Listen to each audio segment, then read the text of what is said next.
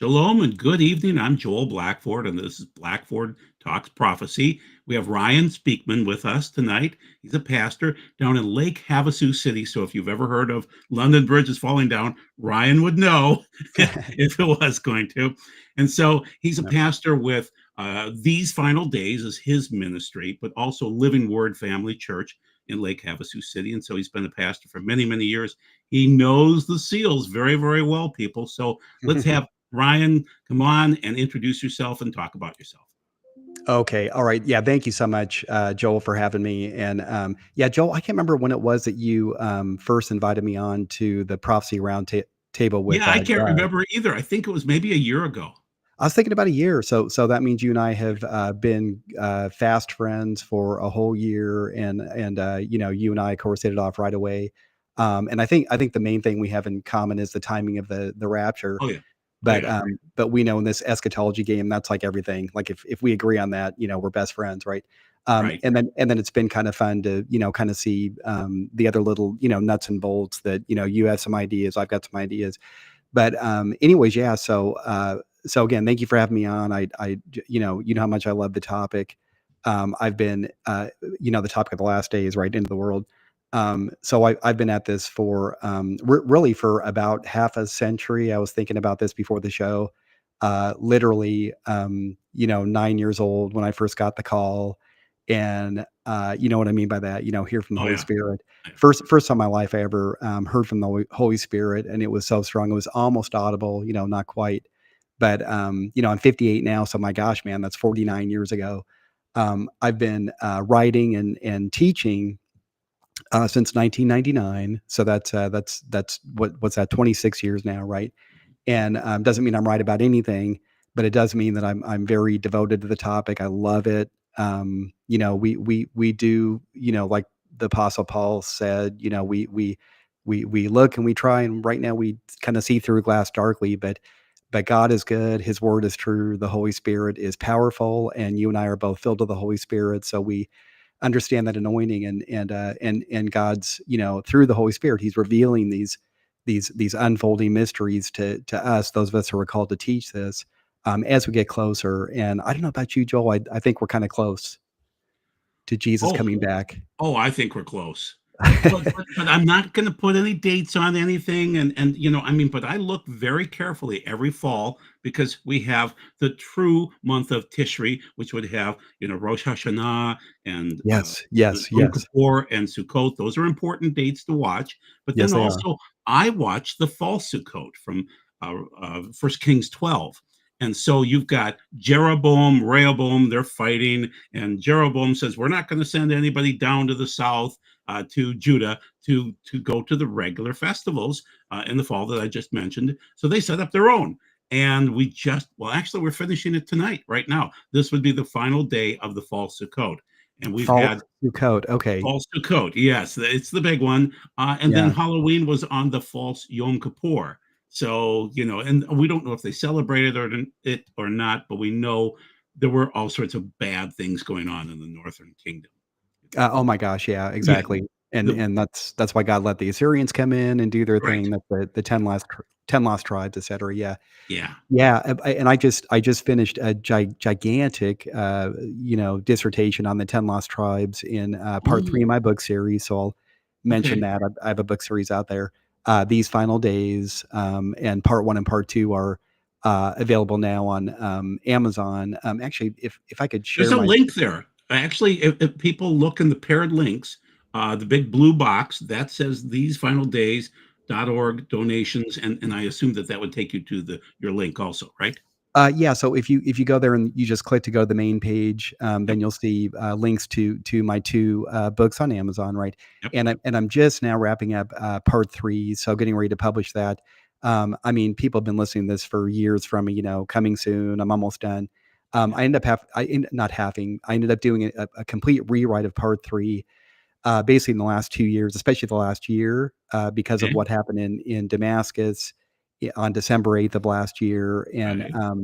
And you know how obsessed, like crazy obsessed, I've become with the new gentleman in Damascus, who, by Who? the way, happened Yep. to be meeting with our very own president, President Trump, in the White House what, Right. 3 days ago. I mean, Yep. who would have thought, right? Like 11 months ago when this guy first showed up.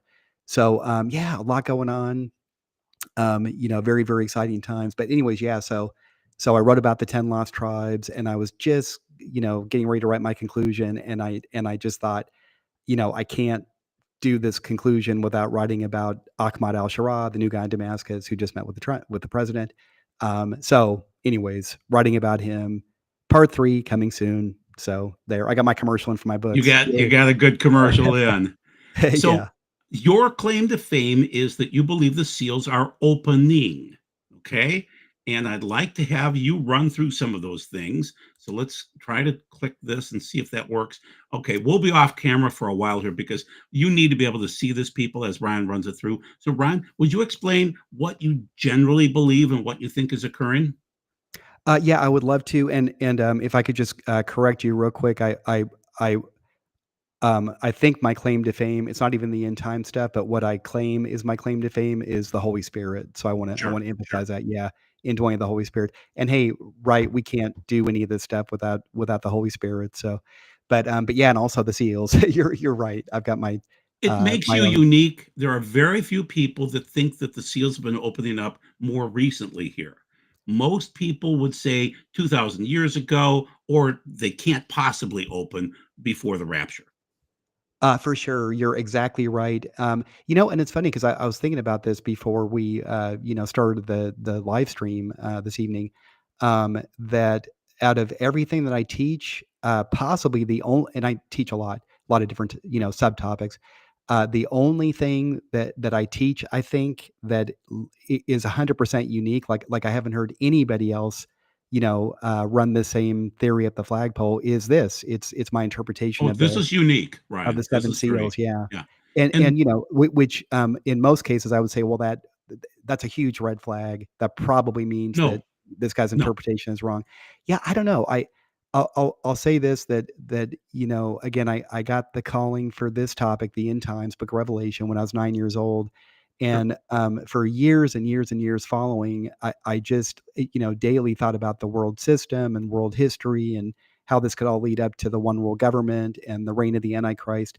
And then when I went to off to college in 1991, I ended up earning a bachelor's degree at University of Arizona, so secular school, in international relations, world history, and then I went on to earn a master's degree in basically the same topic.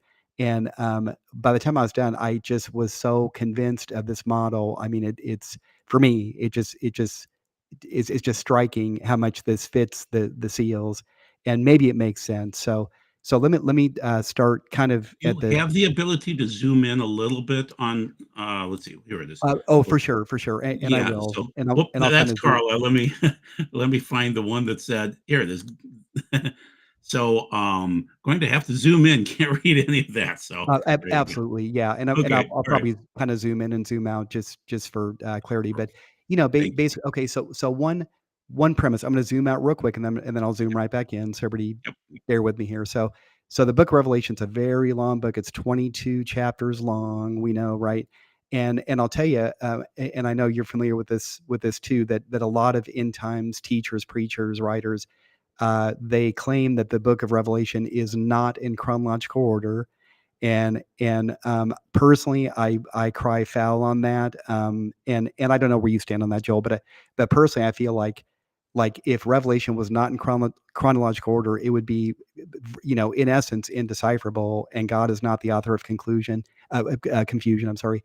And so just on its face, I would, without even looking at Revelation, I think I would assume Revelation probably is in some sensible, order that can be, kind of easily understood, and that would be chronological, and that's 100% my position. Now, it's a complex chronology, but it does, there is a beginning at the start of the Book of Revelation, and it goes through this complex story, and then it ends at the conclusion, and again, chronological. So that said, so we know that and everybody, I'll put out the disclaimer, Joel. Joel and I don't necessarily agree on every single detail. So he's invited me Oh, here just to we're share. close enough. We're And close I would enough. My say, gosh, you yeah, know. yeah. And I would say that I'm mildly chronological. There are narrative breaks, but there's also narrative breaks in the Bible too. Just get used to it. Well, even more than that, I mean, I was talking to my media manager, Sarah, just a couple days ago about a stream that we did last Saturday where I was trying to refute the pre-wrath rapture doctrine. As much as I don't hate that, I think it's very close. As far as rapture theories goes, that's the one I dislike the least out of everything that's not post trib, right? But Right.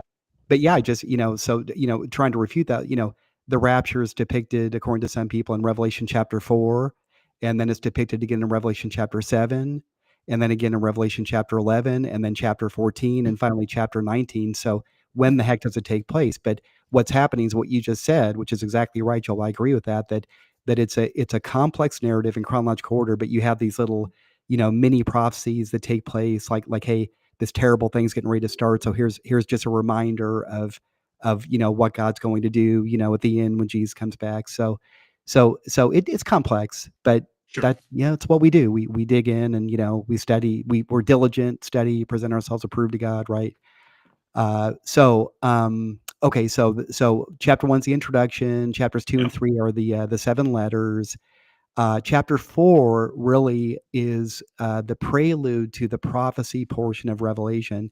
So we know that the chapter 4 is where John gets called up into heaven to receive the prophecy. Now, this is where a lot of the pre-trib rapture proponents say, well, that's a type and shadow archetype of the raptures, and so therefore it must be a pre-tribulation rapture. Well, it's not. It's just John getting called up to receive the prophecy. That's not symbolic of the rapture. And that's a whole different show, but I'm just stating that, bluntly. Okay. Could I read you an interesting scripture take on this? This is from Yes. Dr. Miles Jones, and this is his Hebrew Revelation version. So this is chapter 4, verse 1. After these things I looked, and behold, there was a portal open in the heavens. The first voice I heard was the sound of a shofar speaking with me, saying, "Come up, I implore you, and behold, I will show you what must happen soon." So I don't think that's a rapture. I think that's more of a portal opening up for John. And I love the word portal because it's really kind of cool throughout the Bible and what Ryan and I were talking about before. So sorry, Ryan, keep on going. No, that's great. And I mean, since you bring it up, I think the portal is a great word to use there because, we can't say we know for sure whether John was called up, physically into heaven or whether it was just, spiritual, like he had a vision. Right. But if I had to bet, I mean, this something of this magnitude, I would not hesitate to bet in favor of him actually, like, yeah, a portal, like he literally was taken up in physical form into, listen, Book of Enoch, Enoch went back and forth a little bit, if I remember correctly, right? Right. Like God Right. took him up there and then he came back. Yep. So I actually like that idea, but again, it's the rapture doesn't happen there. And in fact, if my model is even close to right, it couldn't have happened there because the very first seal was broken in the year 1776. Okay. So, and I'll get into that, what I mean by Sure. that. Yeah. That, like, on its surface, I know that sounds goofy. 1776, that's America? Yeah, it is.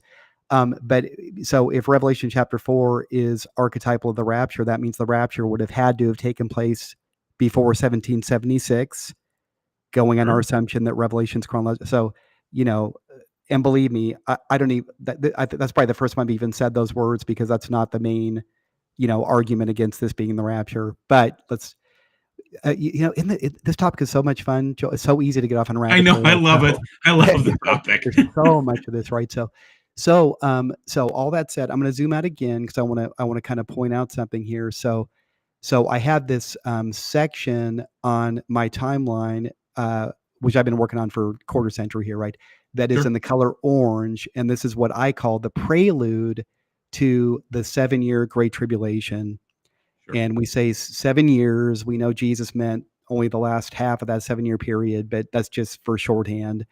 Sure. But what we call the 7-year Great Tribulation, it makes more sense to people than Daniel's 70th week, right? But anyways, that 7-year period begins after the seventh seal is broken. I'm going to explain that in a minute. And then we're in the red line, and that is the 7-year Great Tribulation. Abomination of Desolation takes place halfway through it. The bowl judgments, all that great stuff. Marriage supper of the Lamb, second coming of Jesus. We all live happily ever after, which is also an oversimplification. Anyways, back to the back to the prelude. Okay, so is that clear? Oh Right? yes, yeah. Yeah. And So I'll be checking the comments to see if anybody has an odd comment that we want to post. So just yeah, keep on or going, Ryan. question or challenge or whatever. I Yeah, mean, that's yeah, iron sharpens iron. So sure. okay, so now here's what I mean by this, that I say that that the seals are a prelude to the 7-year Great Tribulation, because the 7-year Great Tribulation, this is that 7-year period is God's final wrath upon this world system, not the world. God loves the world, for God so loved the world that he sent his, et cetera, et cetera. But this world system, which the Bible calls Babylon the Great, the mother of all harlots, he doesn't like that so much. And this world, whose god is Satan, the world system has been running the show for 6,000 years, thanks to Adam and Eve, and that's what God's coming back to judge. But the judgment begins on day one of the 7-year Great Tribulation. What the seals are, these are 7 seals, and here's a little picture here of. And am I zoomed in enough? Maybe I'll zoom in a little more I here. think they know that that's the seals, so just keep on going. Don't worry. They'll Uh, complain if they can't see the words, but they can't see them, Ryan. Sorry. yeah, and really, and a lot of people I know watch on their phones, and that's why we're gonna, I'm gonna explain this as I go, but that's why They I can go include. to your website if they want to. They Yeah, can. They can go. and this is why I include all these lovely, beautiful graphics on here, so it's Sure. you kind of get the visual, you can see where we're at. Yeah. So what happens? John gets called up to heaven in chapter 4. In chapter 5, John sees God seated on his throne, and God has a scroll in his right hand that is sealed with these 7 seals. And again, what this scroll is it's a decree, because when a king hands someone a scroll with seals on it, it is a decree that is going to be enacted the moment that the scroll is unfurled. So God's final, or his decree of final judgment on this world system, does not begin until the last seal is broken. All 7 seals have to be broken, and only Jesus can break them. Okay, so God hands Jesus the scroll, and then he begins, and he didn't begin until 1,700 years after John saw this vision. The first seal was not broken till 1,700 years later. And again, the first seal, I say that was broken in the year 1776. Okay, so right there, got everybody's attention. Again, that's corny. Who is this guy? Why do you say that? Well, listen. So first of all, yes, that was the year that the United States of America was officially established. That's pertinent in and of itself. It's not my main point. I'm going to get to that in a second here.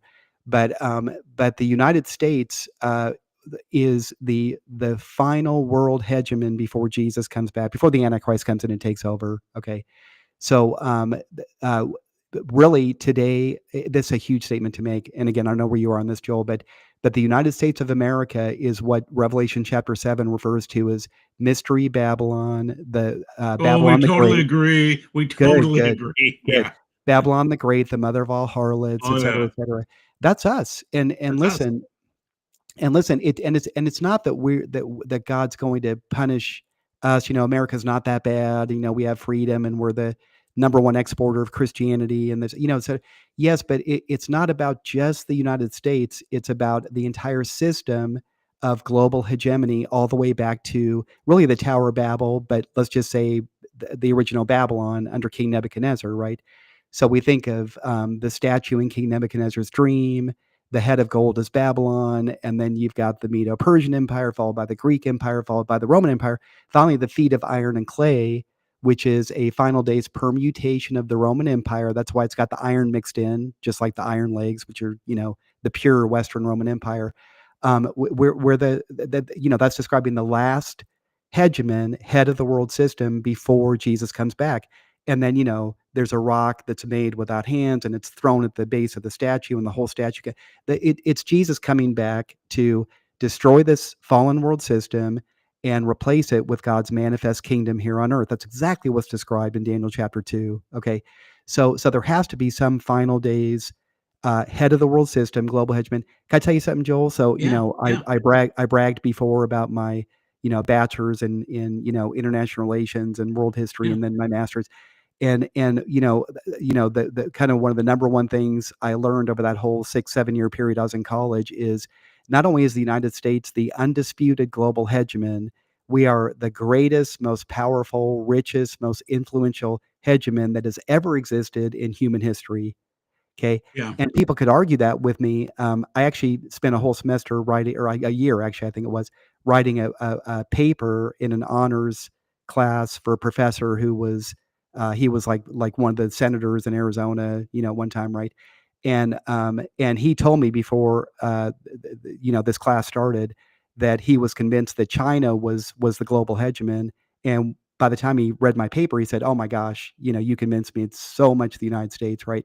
It So, is. it is the United States, unquestionably. So, Now, just so I can add a couple of little pieces in, uh, David Wilkerson was a wonderful man. He started Teen Challenge, wrote The Cross and the Switchblade. He absolutely stated America was Mystery Babylon from mm, Revelation 17 and 18. And if you I think really I knew dig that. in, don't dig into 17 so much, dig into Revelation 18, and you'll just see all the terminology that fits New York City and America. Then the Yeah. other person is Dmitry Duduman, who was sent here from Romania. His grandson is still alive, and he absolutely stated that America, especially New York City, is Mystery Babylon. And then there are other signs too. Mamdani is going to bring some Oh curses on poor New gosh. York City, and the Statue of Liberty. God doesn't like statues like that. I mean, that is a god, and that was an Egyptian god that they just repackaged and brought Yeah, over to you New look at all York. the symbolism there. Yeah, Yep. And then the exactly. final piece is the UN, which curses Israel daily, is located in New York City. Yep, been there, took the tour. Yeah, Yeah, exactly. yeah, you Yep. see it too. Yeah, yeah, absolutely, no joke. So in fact, that reminds me, I actually have some slides that I can share with the audience here, if that's okay with you. Let's dig through this a little bit, and then let's go to those. Okay? I was gonna say that. I was gonna say let's hash out here, and then I'll go to my Yeah, slides and kinda yeah. kinda show a little bit more if you want. This is your They're show. We'll enjoying go. this so far, so please keep Okay, on okay, going. good. And we'll go in whatever direction, the Holy Spirit takes us, and wherever you Sure. take us, Joel, it's your show. So, okay, so here's the thing, 1776. Yeah, that's a pertinent date just on its face, all right, because the United States. We're also the only hegemon that has, been devoted to establishing and protecting the nation of Israel, which is a unique role for the final hegemon, that's us, right? But there's more to it. So something else happened in 1776 that is really the first seal and being broken, and that is there was a Scottish economist named Adam Smith who wrote a very thick book that I had to read and write about in college called An Inquiry into the Nature and Causes of the Wealth of Nations, or we Sure. just call it Wealth of Nations The for Wealth of short. Nations. Yep, The read Wealth it of too. Nations, very famous Yep, book. And let me tell you, before he wrote that book, there was no hint of a theory of political economy. Adam Smith invented that, right. and he literally invented the concept of modern day capitalism and industrialism. And there's not an economist or political scientist alive who doesn't fully credit that one guy with launching the greatest batch of revolutions in human history. Right. So basically, so that book, what Adam Smith, and listen, and he published it in that year on purpose because he's over in Scotland, but he's looking across the pond at those crazy Americans, and he rightly guessed that America would be a perfect laboratory for this experiment that he's proposing that we call capitalism, Right. and it sure panned out, right? In his Oh favor. yeah. So Oh that's yeah. why he published his book on purpose in the year 1776 to coincide with the American Revolution. What that set off is factory technology, the whole concept of a factory, industrialism, which led to militarism, which led to intense competition, among the top powers. There were 10 top powers, which finally culminated And again, I learned this in a secular college. I mean, this is not like a prophecy guy or whatever, talking about this stuff. I'm sitting in a very secular school, very secular, probably atheist professors teaching this, and I mean, the lights are just going on. So this idea. So the white horse describes a conqueror. He has a crown and he has a bow, and it says literally in Revelation he's going out to conquer. Okay. So it's called the Conqueror, and this is I say this is describing global imperialism, where you had 10 countries that went out and carved up the entire planet, just these 10 countries that colonized and controlled, in essence, the entire globe. And it was unprecedented in human history. We've had conquest before. We've had, from Genghis Khan to Alexander the Great, but it was always contained in one little area of the globe. This is the first time in human history, from the late 18th century to the early 20th century, that conquest was truly global in nature. And this naturally led to the second seal, the Red Horseman, which symbolizes world war, not just war, but global war, right? Okay. And so all this intense competition and building up militaries and competition for markets and natural resources, raw material resources, finally resulted in World War One. And nobody debates that. All the historians, etc. That was the cause of World War One. Period, which led into World War Two, which led into the Cold War, which led into the great end times war that we are in today, which is Western civilization against radical Islam.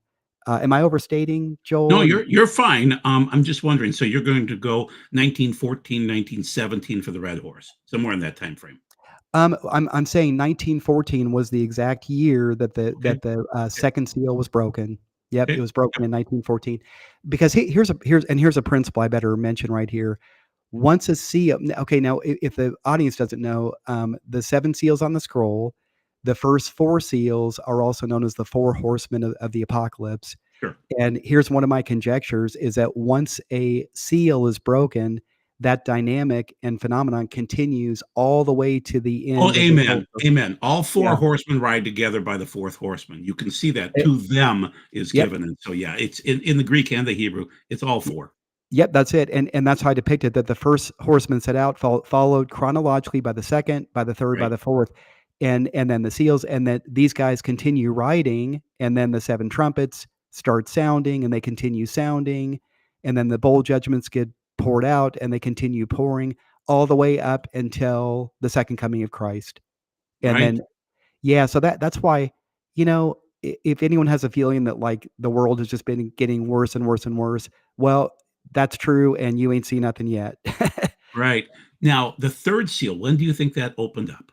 I'm if I had to put a date on it, and it's super easy to do, that was 1945, okay? Oh, the Second World War. Okay.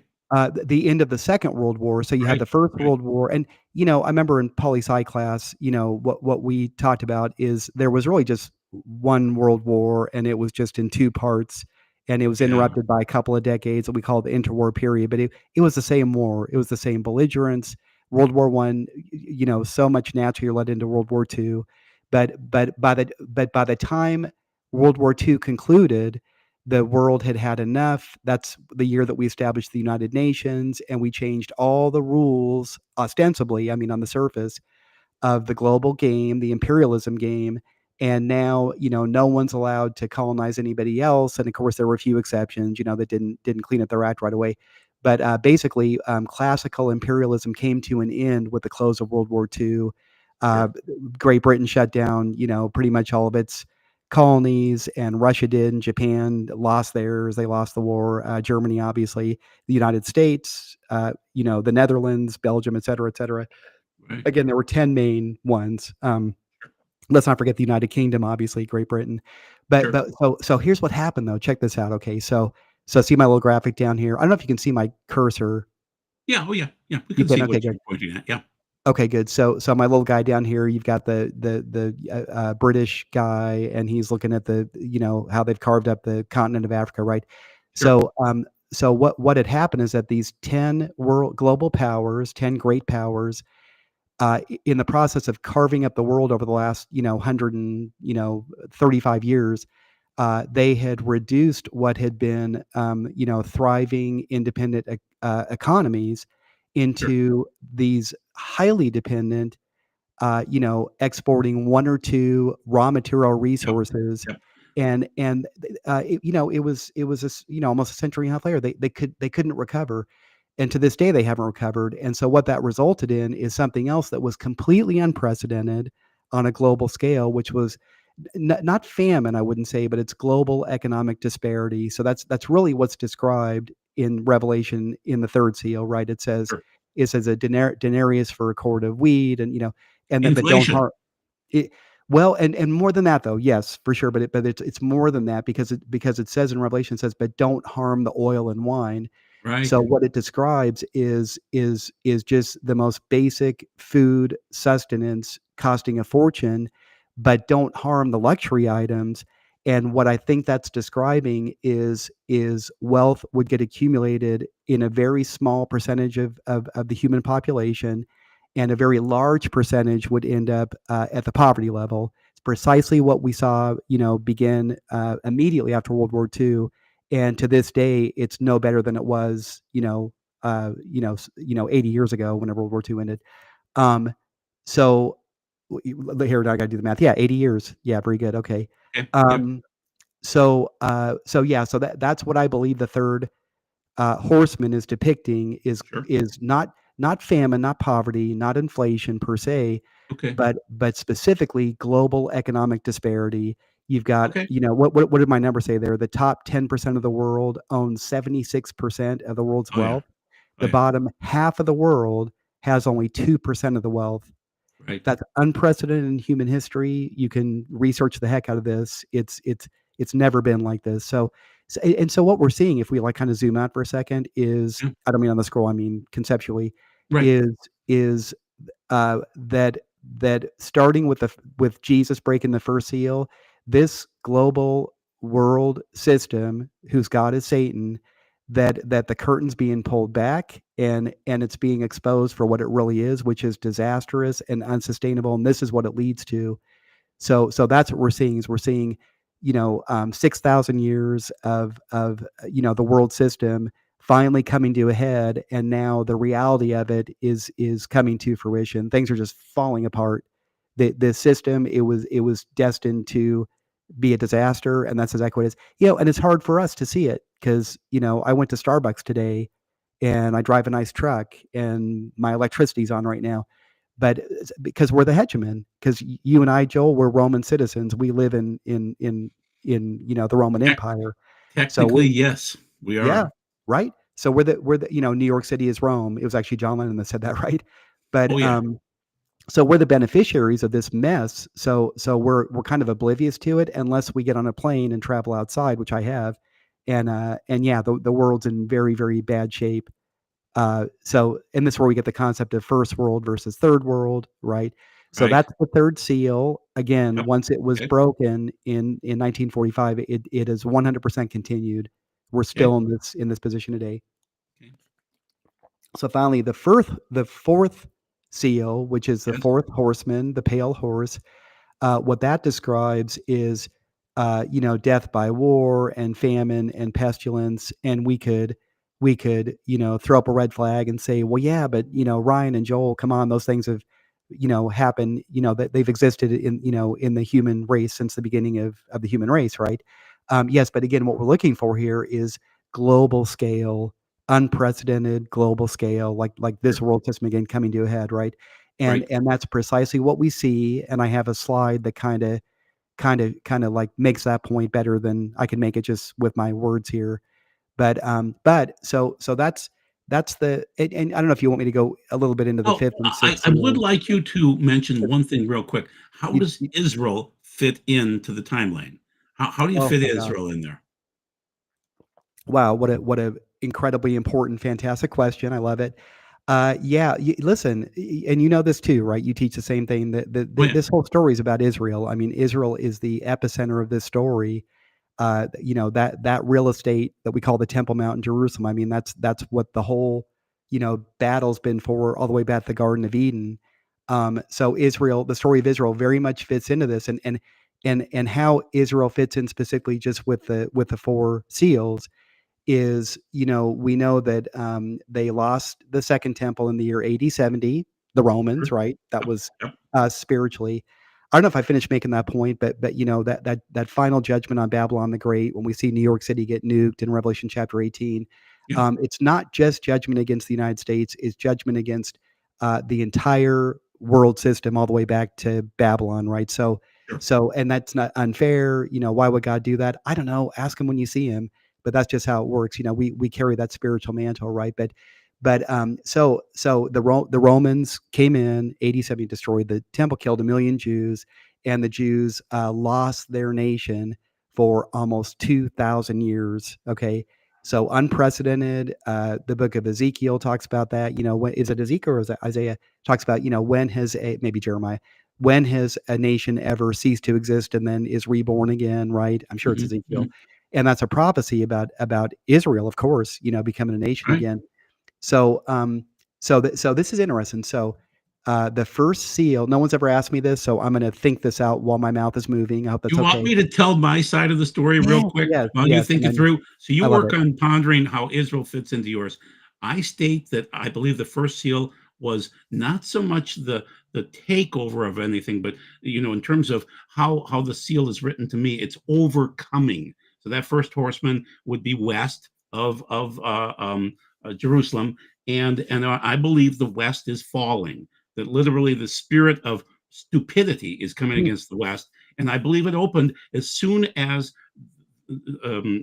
oh goodness, I'm blanking on the name of the leader of Israel in 1967. But anyway, Moshe Dayan. Moshe Moshe Dayan. As soon Dayan. as he He was said, the yeah, head of the armed forces. Yes. Oh as my soon gosh. as he handed back the Temple Mount, which is the most important thing to God, that's his house of prayer. Then we went into that first seal. So I would argue 1967 to be specific, 6/6 of 67. So I get my 666 in there. Okay. Wow.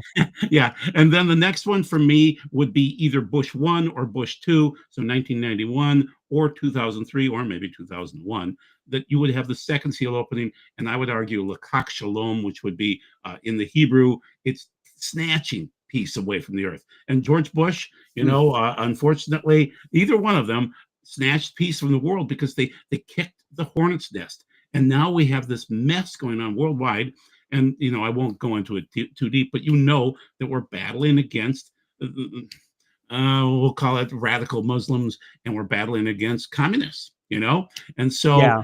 he kicked that thing so hard that it's never stopped. And then the next seal for me, I was in Hudson, Wisconsin, and I overheard a prophecy that was from God, I believe, because everything happened the way he said.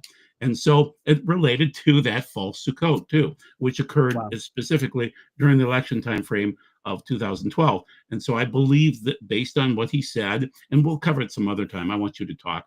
But anyway, that then the third seal opened in 2012. I believe what occurred in 2020. The little jibby jabber, we'll Gosh. call it. Yeah. I You're not think not that's allowed to going to say the cause. word. Yeah. Yeah, we can't say the word, but we Uh, know what's going on. So that opened in 2020, and I believe we're in the midst of it. And I believe we're starting to see more of the fifth seal, which would be martyrdom. You know, yes. and Yes. and Yes. Yes. and we're experiencing precursors to the signs of the sixth seal right now, as we're seeing the auroras and things like that. Joe, I see, and I wasn't sure. Actually, I don't think I had any idea that you would put the big red spot here in the exact same place then on the Oh yeah, timeline. we're real close, Ryan. That's cool, man. I Hey, listen, copied your notes. No, no, I I love did. it, and Yeah. no, you didn't. Because you have your own ideas about this stuff, and All right. Yeah. here's the thing, dual fulfillment. There's multiple layers of prophecy, but just the fact that you and I are in agreement that the first four horsemen are riding. I mean, Oh, they're riding. that makes us outliers, and I believe we've got it right, and I love it. We're on the same page as far as that goes. You can Um, argue about timing, you can argue about certain other things like that, but you can't argue that those types of things related to the four horsemen are going on right now, and they're increasing in a silent way, kind of a that's overcoming way. Well, it is, and if you look at what's the archetype of the four horsemen of the apocalypse? It's from Zechariah chapter 6, which describes four chariots, and one of them has four white horses pulling it, and then 4 red Yeah. horses, 4 black, and then 4 dappled horses, which if you Google that, it's a pale horse. Okay. So Yeah. it's very precisely the same symbolism. And in Zechariah, it literally says that these are angels of the Lord that are sent out to carry out God's will upon the earth. Oh, And amen. they go Yeah. throughout the whole world. Sure. So we have some interpretation already done for us way back in the book of Zechariah. That's what these things are. These are spiritual forces sent by God himself, obviously, who's breaking the seals. It's Jesus. And what's Oh, the yeah. purpose is to carry out God's judgment or his will upon the whole earth, right? Sure. So now here's the thing. I love that you said that in your model that the first seal took place in 1967 with June 7th, when Moshe Dayan, the creepy guy with the eye patch, he looked like a pirate, Yeah. right? Yeah. Yeah. Gave back the Temple Mount after God had delivered it into the Jews' hands after 2,000 years. I mean, a historical impossibility. And you and I know that it's God's timing, like it was Right. supposed to happen that way. But of course, that unleashed, God's some level of God's wrath and judgment upon the. I mean, God Oh, reacted, right? that was So his house of prayer. And Moshe Dayan said, I don't want it. We're not interested. And of oh course he was a no, secular Jew, but no. today they'd take it, you know? Joel, he said way worse than that. You know what he said? He said, No, "What?" what? He said, "Why do we need another Vatican on the Temple Mount?" Oh, Isn't that oh, insulting? oh, that's I mean, to Jew horrible. yeah, right? I mean, to Jews who like, Oh, the whole Christian thing. So, yeah, he was nasty about it, and, you talk about disappointing, but listen, out of that, that's where the Temple Institute came from, and the Temple sure, Mount Faithful, all sure, these groups now, sprung up because of that, moment, and it's all God's timing, he knows. sure, But you're gonna like this, and you probably didn't know this, and I yeah, need to put this on my scroll. Now that I'm looking at the scroll, I'm thinking, "Oh my gosh, I need to fix this and change this and add this." So I'm gonna sure, go back after our thing here and edit the heck yeah, out of this, I think. But okay, the fourth seal, if I was to, so I've got dates on the first 3 horsemen, yep, and I've been saying for a while, if I was to put an actual date on the 4th horseman, yeah. it's June 7th, 1967. Okay, Boom. okay, there you go. Okay, Carla, that's your answer. Okay, it's Yeah. in there. So at least, you and I agree that, yeah, that date prophetically was insanely, significant, right? So Huge, yeah, huge. and think about the okay, back to where Israel fits in. Are you done with your Yeah, I'm thoughts on done. that? I'm done. Go back to where you were. Yeah, So I have thought about this. I don't think I've ever like expressed it out loud, so this is going to be fun. But go for it. by the time the first seal started, Yep. and about 100 years later, in the late 1800s, that somehow in the midst of all this, there was an Austrian journalist named Theodor Herzl, a Oh Jewish yeah. gentleman Oh yeah. Yeah. Yeah. who God very much inspired to resurrect. I mean, this is like the late 1800s. I think it was like Sure. 1897 or something. 1897 exactly. Yes. Okay, good. Okay. Yeah. See, you do your homework too. I love it. Oh, I do my homework. Oh yes. Yeah.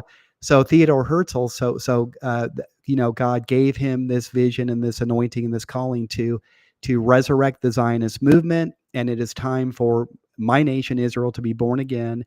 And it was just a few years later, 1914, that World War One started. Sure. Do you know what happened in relation to the Zionist movement at the end of World War One, 1917? No. Well, I mean the Balfour Agreement. That Yes, was that's what huge. I'm referring to, the Balfour Okay. Yep. Declaration. Yep. Yep, Lord Yep. Balfour. So, and this is so cool. So this is so complex. I love it. So the reason for that is because one of the nations that some scholars, I disagree with this viewpoint precisely. I mean, to some degree, but it doesn't quite fit. But I love what they're saying, that they would add to the list of imperialists, the Ottoman Empire. The reason I don't include the Ottoman Empire, and most scholars don't, they leave them off the list, is because the Ottoman Empire, of course, started in 1517, like Yes. a couple hundred years before. History of 1517. Yes. Yep. So for 400 years, they're controlling the Middle East, and they're controlling the Holy Land and Yes. Jerusalem, right? So, and they were, by the time the age of classical imperialism was coming to an end, right before World War One started, the Ottomans were referred to as the sick man of Europe. Okay, based in Okay. Turkey, right? Sure. Sure. They were Sure. a mess, and they were on their way out. And that was a huge part of World War One, was getting rid of the Ottoman Empire. We're done with these guys. We're gonna my gosh, did that open a million cans of worms, right? So, the story, the story, Lawrence of Arabia Lawrence, and Peter yes, O'Toole, that great movie, right? Gosh, who was the producer on that? My brain's going a million miles an hour here. yeah, oh yeah, Anyways, so that was really like an underlying motive behind, or maybe very outwardly behind the Balfour Declaration is, hey, we're getting rid of the Ottomans. What are we gonna? We know, Syria, we know the Jordanians, we know the Lebanese, we know the Iraqis, but what are we going to do with this place that they call Palestine, which never existed, was never a country? There really isn't a people called the Palestinian people. That's a modern invention, right? And no right, offense to anybody, I have Palestinian friends. I love them. I want happiness and peace for everybody. It just, we're talking like actual history here, right? But the Balfour Declaration was because the Brits were not ready to give up the position of global hegemon, and yep, they held on to it as tight as they could through the whole interwar period until we finally replaced them in 1945 at the end of World War II. The right, interwar period, the Brits were trying to get the Jews established in Palestine because they needed a group of people who were going to be friendly to the British Empire's interests once we got through all this stuff, not even knowing Hitler was coming in World War II and all that, right? So, but see God's hand at work. You see the hand of sure, providence behind all sure, this. God had yep, a plan. Hitler shows up. Total. I mean, the ultimate curveball. I mean, no one saw coming. The Holocaust, 6 million Jews murdered, so globally traumatizing, so impactful that for the briefest of moments, the whole world, when all this came to light at the end of World War II, collectively said, "Oh my gosh, we need to agree to reestablish the Jews in their homeland because we need it." That, Hitler had his final solution. The civilized world said, "Okay, well, we got one too, and that's the rebirth of the nation of amen. Israel." It But was, but see but see how this all connects? The oh the yeah, first seal, the second seal, the third seal, and the United Nations was established on, what was it, October? I want to say October 8th. I think that date's wrong. In you mean, 1945. yeah, oh, 45, yes, yeah, Yeah, I think it was October 8th. That's my daughter's, no, hold on, my wife's birthday. I'm sorry. Don't tell her I said that. One of those dates. Anyways, sometime in October. okay, Do you know, go back and read the original United Nations Charter, and do you know what their number one order of business was supposed to be when they were established? setting up Lucifer Publishing. I'm sorry, Do what? Lucifer Publishing. They Yeah, said okay, yeah. they, Well, that came later, I think. Yeah. yeah, well, it was there, yeah, Really? Oh my gosh. But their first stated purpose for coming into existence was to reestablish the nation of Israel. wow, And okay, that's when they came up with the partition plan, the UN partition plan, a sure, couple years later in 1947. Because here's the thing, we're trying to reestablish the Jews in the Holy Land, rebirth of the nation of Israel, but we got these Arabs there who don't like it. And by the way, we've got 50 Arab nations around there that don't like it. This is not going as smoothly as we hoped. And that was the purpose for the 1947 partition plan, which was going to divide the land, which we know God doesn't like anyways, right? And of course, it didn't work. So to this day, the Palestinians never agreed to it. They want the entire, shebang for themselves. They want the entire land that we call Israel, sure, right, for themselves. yeah, So, but you just see how the story just unfolded. I mean, the Jews had enough, and David Ben Gurion on May 14th, 1948, we're going to do it ourselves. Unilaterally declared the state of Israel to be back in existence. Uh, the UN was against it by then. Everybody was freaking out, and it's been a little bit of a bumpy ride since then. As we know, right? sure, But all this heading toward God's plan, which is that the Jews are going to have Jerusalem as their eternal capital, because that was God's promise and plan, right, from yep, Abraham, yep, and they will rebuild the Holy Temple. So there's a lot of baggage in the story with the rebuilding of the Holy Temple. We know the story of the Antichrist, what he does, but you said it before, and I think you mean it. That's the Beit Hamikdash. That is the holy house. that's That's God's house of prayer. He wants his house of prayer. Amen. Oh my gosh. Do you know how few Christians like would remotely agree with us on that? That's And I fine. hope it's, yeah, I That's know, their right? loss. It is. It's their loss. That's a good way of putting it. And I think I'm seeing more and more Christians, wake up. Thank you, Holy Spirit, to the truth of that. But it's a complicated story. Because Yeah. again, how does the Holy Temple get rebuilt? Well, the Antichrist has a very strong hand in that. He takes over the temple. Listen, here's the thing. Jesus, when he was here, the second temple was still standing. He said, "This is my Father's house, a house of prayer." Right. So he acknowledged in that moment that this is legitimately the house of God on earth, the Holy Temple. Well, who Yeah. built that? King Herod, Herod. Yeah. who talk about an archetype of the Antichrist, who tried to Oh, murder yeah. Jesus when he was a baby. So it doesn't matter who builds it. It matters that that is God's real estate in this universe. That's it. That's his throne in this universe, is the Holy of Holies on the Temple Mount in Jerusalem. So Let's talk about the other throne real quick. There's a throne that was up in Asia Minor, based on Revelation 2:13, hmm, where Antipas was killed, and that throne of Satan was then moved very quickly in about 1878 up to Germany, to Berlin, and now it's the Pergamos yes. Museum up there. And they put it together just in time for World War One. Then they put it together again for World War Two, and each time it brought a curse, and it's still there and active up in What does Revelation call that throne? the seat of Satan. It's like literally Satan's throne. So Would you want to be living in Germany right next door to the seat of Satan? I might go visit the museum just to, like, check it off the box. No, I wouldn't wanna Yeah. live there. No, Yeah. I like to go no. to all, like, the worst, scariest places, but, yeah, isn't that insane? Because Yeah. there's some serious spiritual stuff connected to that. Oh, No joke. huge. And when you watch the world leaders, they run back to that place when they need to recharge their batteries and become more evil. They run to Right. Berlin, right next door to Museum Island, and get underneath the four horsemen, because there's chariots up on that Brandenburg Gate. And Right. so they meet there all the time to get their dose of Satan. So I'm Yeah, sorry amen. I interrupted you, but anyway. No, not at all, and, yeah, the symbolism out there, but, that, of course, was actually, a major temple to Zeus, like the temple to Zeus in Asia Minor. Huge, And huge. and, listen, audience, make no mistake, Zeus is very much a real entity, and that's literally another name for Satan himself. That is Satan. Just like Baal, God has a whole bunch of names, so does Satan. And, Yeah. you know, anyways, yeah, that's you now you have my brain going in 10 other directions, but yeah. Sorry. Do you want me to share my, but, I guess we'll make this point real quick since you and I are Yeah. in agreement where that red dot goes, Yeah, we that are that here. yeah, Well, so according to our estimation, even having like different, interpretations of the previous seals, you and I are both in agreement that next thing on the roster is the sixth seal, right. which is followed very closely by, guess what? Where's my red line right there? The Great Tribulation itself. So, Yeah, I don't date set either. I don't know. I'm watching the same, place on the calendar that you are. right. The fall, holy days for sure. Rosh Yep, Hashanah, Yom Kippur, yep, Sukkot. yep. And I believe that the 7-year Great Tribulation is going to start.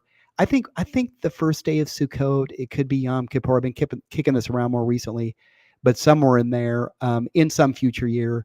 But I don't know what year. I just think it's really soon, probably sooner than we think. I So need to read this comment real quick. I lived in Nuremberg, Germany, and I can tell you there's a huge demonic presence. And I can tell you this person knows her stuff. So she's military. She was there on military purposes, and it's a nasty place. yeah, exactly. Yeah, yeah. No joke. So, um, all right. So can I share my Yeah, slides with yeah. you? I think Let's you'll. let's I think go you'll. ahead and change us back to this, so Okay. that you can pop up a new window, and we'll just Yeah. either Do you know, replace it. this embarrassing to say, but my mom just texted my wife and said, "Hey, I want to see Joel and Ryan's faces for a minute." Oh, So yeah, so here we okay, go. fine. This Yeah, is yeah, for yeah. you, mom. I'll shave in a week or two. This is Yeah, I was my gonna say I like the my beard. it's I my just get hunting cabin beard. That's cool. Yeah, I couldn't grow one if I tried, but I'll admire yours. So, Yeah, so yeah, so again, back to the four seals, the four horsemen, and I'm going to go through these like real quickly, yeah, because I don't want to belabor this too much. But let me. Oops. that's fine. You can pop up another screen then. Oh yeah, here we go. Right here. Perfect. Um, Here we go. Okay. So can you see that? Okay. Yep, I just need to add it, and then there it is, and then let's make it bigger. Sorry, we're going to lose Ryan's face, but that's fine. You saw Yeah, him for sorry, a minute. mom. I'll try to pop you up every now and then just so people can see faces. Yeah. Remember, yeah, so they can see how good looking we are, right? So Sure.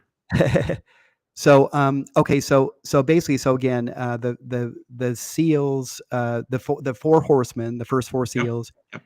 are really, they're archetyped, if I could use that term, in Zechariah 6, right? If Absolutely. chapter 6 people want to go take a look at that. They're also pretty well described in Matthew chapter 24, where Jesus talks about the things that will take place in the world before the actual 7-year Great Tribulation begins, specifically the reign of the Antichrist, right?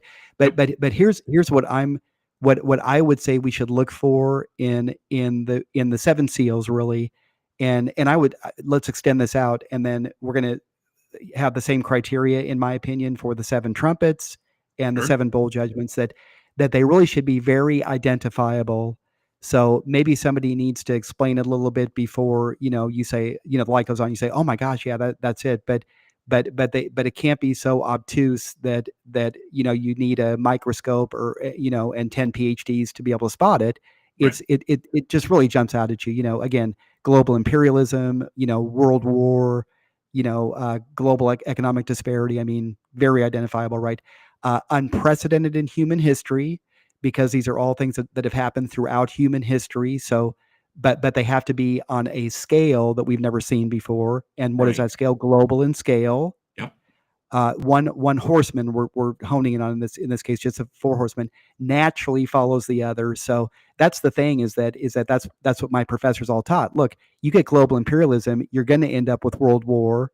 You have world Sure. war after imperialism, you're going to end up with extreme global economic disparity, first world, third world. You have that for a few decades. You're going to end up with just a mess on earth, death by war, famine, disease, just everything kind of falling apart. This is secular, analysis, right? Right. Um, and again, once horseman sets out, they continue to ride. Let me see if I can hold on. There's got to be a way to. Here we go. There's Jesus. Hold on. Yeah. So I said before, I start the clock ticking in 1776, American Sure. Revolution. America became a nation again. I've talked about all that. I mentioned Adam Smith. His book, he purposely published to coincide with the American Revolution, which led to industrialism, capitalism. Right, that was really the birth of those things, Sure. which naturally led to militarism, extreme For sure. competition on a global scale. Right, which is exactly what happened. Everybody built up their armies and navies, and that, by the way, increases patriotism. So now everyone's very nationalistic. They're ready to Sure. fight. Okay, Yeah. Oh we're yeah. the best, right? And so this was the result. It was classical imperialism. You had 10 world powers, and here they're oops, sorry, and here they're listed here, right? The 10 world powers that Okay. carved up the entire planet. This graphic just shows the British Empire by the time World War One started. Remember the saying, "The sun never sets on the British Empire." That's the That's truth. because every time zone included one of their colonies, right? Sure. Um, Okay, so I don't want to belabor this too much here. Classical imperialism. This is obviously from a teaching I did a while back, right? But Sure.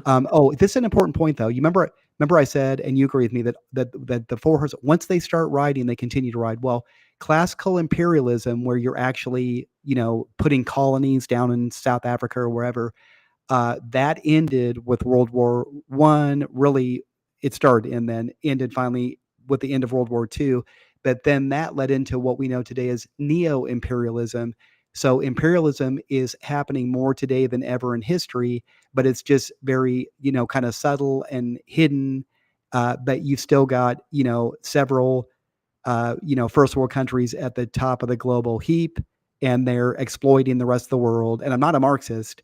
I'm Right. just talking about history here, right? So I'm very much, capitalist. Second Horseman, World War One, unprecedented, Sure. 20 million deaths, the war to end all wars, Sure. except it wasn't, because then World War Two, 53 million deaths, absolute disaster. I mean, come on, right? Third Horseman, global economic disparity. This I want you to see this chart, Joel. So Sure. so this is 2017 numbers. So this is basically today, right? So so what this is showing is that 85% of the human population on Earth today lives below the poverty line. 85%, and 15% of us are above the poverty line. Most of us just barely. But it you have the concept of the global north, which is where 90% of the wealth is contained, compared to the global south, 10% of all the wealth in the world. This is what the third horseman describes: extreme economic disparity on a global level. Fourth horseman, this I want you to see this too. You'll Sure. love this. Okay, so back in October of 2023, which that month and year should ring a bell. That was when Hamas attacked Israel, did their horrendous massacre, right?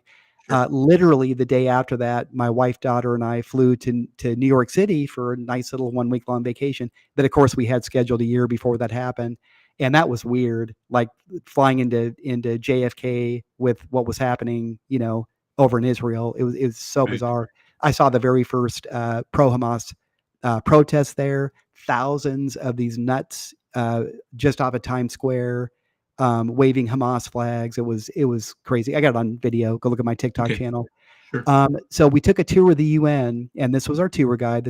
Here's me with him in the General Assembly. I'm such a geek. This was a very exciting moment for me, being in that room, even knowing what the UN is. But I mean, I'm an end times guy. Come on, right? Oh, they curse Israel all day long. So it's, I know, I if know. you can That's the handle story. being there, God bless you. I can't do it. Oh, dude, I've spent 3 days in Gaza several years ago. Oh my. I've spent a week or 2 weeks in Beirut, loved it. And my next research trip, I'm not even going to tell you where that is, but yeah, I get to go into all the craziest places. It's all for Wow. the ministry. So, mm. Okay. So this guy at the end of the tour, you're gonna love this. He's showing our groups about 25 people in the tour group, right? And he's Sure. showing like, here's the United Nations goals, and we're gonna eliminate poverty and famine and disease and war and conflict. And so here I am, the one guy in the group, and I raised my hand. I said, "So how are you guys doing?" This guy did not hesitate. He said, "Terrible." He Oh, said, "Today, all of these measures are worse than they've ever been ever." And he said right. since 1945, poverty's gotten worse, disease has gotten worse, famine has gotten worse, global conflict has gotten worse. He didn't hesitate, so he didn't put a Wow. spin on it. He told the truth. And the fact is that the UN is failing in all this, but that's because the four horsemen are writing. Sure. So, right, Sure. and that's what the fourth horseman is. These measurements. So, and you know what? And that's good enough. I've got other stuff, but it gets way Yeah. too much in the They weeds. want to see your face again. Mom wants to see your face. Mom wants to see my face. Okay, let me. I'll smile real big. Hi, mom. So So so the bottom line is you think we're waiting for the sixth seal. The fifth seal, do you think it's actually open right now and getting worse? Like not Somalia so much. I'm blanking. Obviously oh, Nigeria. Nigeria. Nigeria, you're thinking of, yeah, Nigeria is the worst by Sudan. far. I mean, Yeah. so do you think those are signs of the fifth seal and they'll just increase? No, Joel, I think that 100% is the fifth seal. I'm Okay. 100% on the same page with Okay. that. Is the fifth seal. So Okay. here's the thing. Again, chronological order, right? One thing naturally follows from the thing previous, right? So Sure. the fourth horseman set out. You and I say June 1967, Sure. and that unleashed this whole like hell, like new level of hell on earth in terms of just everything bad against humanity happening all at once, worldwide, right? Again, we don't feel it here in America, but trust Well, us, we're it's starting to happening. feel it, and New York will feel it. Well, yeah, of course, New York will, because that's actually Babylon. So, Yeah. Babylon, by the way, here's a little pro tip. Yeah. Babylon, the spirit of Babylon, is never a nation. It kind of is a nation, but ultimately, it's always a specific city. It has So to be a city, it's yes. Babylon or Athens or Byzantium or Rome or London. Now, you would think in the United States it'd be Washington D.C. It's not. 100% New York City, which, by the way, the founders made that the capital of the United States when this Amen. whole thing first started. Yep. And then they said, "Hey, New York City has too much, power. We need to move the seat of government, a few miles, to the south." But New York City, that's Babylon, just that city. So, When the s- British showed up in, I think, 1811, New York City was pretty cozy with the Brits. and so you better move it to Washington because New York, they'll flip sides real quick. They're financial people. Yeah, yeah. Have you noticed that? There's so, oh my gosh, there's so much to that. So, and like you said, the United Nations there. So, Yeah. we know that World War II, led into what we call the Cold War between the United States and the Soviet Union. That ended in 1991, Yep. and then we had what we might call another like interwar period, like that period between World War I and World War II, which is like this lull where we don't really know what's going to happen. George Bush won. I mean, President Bush won. George Bush Senior Yep. said, New World Order. Well, no one Yep. knew what that was even going to be. Well, we found out there was a hint of it in 1993, 2 years later, when Al Qaeda bombed the World Trade Center. Yeah, I'm not talking about the planes hitting it. I'm talking Oh about yeah, them we setting up the remember it. bomb. And that, Oh yeah, yeah. remember? A lot of Oh, yeah. people don't know about that, especially the younger generations, obviously. But that came to full manifestation on September 11th, 2001, which I personally say that was the first shot fired of the great end times war that will culminate in the Battle of Armageddon and the return of Christ. So we're in the final World War. Again, Do it's you Western. think that the final World War will start sooner or later? No, I'm going to say it again, Joel. It Yeah. started on September 11th, Okay. 2001. Okay. Okay. Uh, but like we could say, well, the Cold War, why do we call it a Cold War? Because there really wasn't a whole lot of. There were like proxies that were fighting Vietnam, Korea, right? But Nicaragua. There's so, but yeah, but no, it was a full on war. It just was a Cold War. This great end times war is starting out kind of similar. Like it's just like feelings and words, and we certainly see spiritual dynamics going on. We do see a lot of actual open conflict. The Iraq War, what Israel's going through, with its neighbors to this day. But but yeah, basically, I think that the tack that we're on right now is going to continue as is and just get steadily worse right up to the rise of the Antichrist, and then that's the final what we call the War of Armageddon. It's the final battle of the War of Armageddon. Revelation chapter 16, where all the armies get to northern Israel, and we're all and I think, by the way, and here I'm going off on a rabbit trail, but I think that's the United States of America coming to its senses, the half, the iron half, not the clay half, the iron half, and going to the defense of Israel. And we've had it with this guy that we put in power, by the way, the Antichrist. That's the woman riding the scarlet beast. And we sail into Haifa Bay, which Theodore Herzl, he's the one that like said, hey, we need a harbor here, right? We're going to sail there. I've been there, spent the night there once. Perfect staging ground for us to invade Israel from the north. And it's literally about a 15-minute drive on very good highways to what's called the Plains of Megiddo, the Valley of Jezreel, which is hundreds of square miles of open farmland to this day. I mean, boy, Joel, you could really stage a big war in that Oh place. yeah. Oh yeah. And nobody built cities there, nothing. It's all just open, waiting for this thing to happen, right? Right. But and then finally, your final battle, which is going to work its way down from there into the Kidron Valley in Jerusalem, right between the Temple Mount and the Mount of Olives. Sure. So yeah, so just yeah. Long story short, if you ask me a question, you're never going to get a short answer. Um, True. yes, we're already in the war, Joel. We're in the Okay. war, and the martyrs. So I'm going to say that the first official, and this is just me postulating, Sure. but the first martyrs of the fifth seal, I'm going to say, were those 3,000 that were murdered that day in New York City when the World Trade Yeah. Center came down.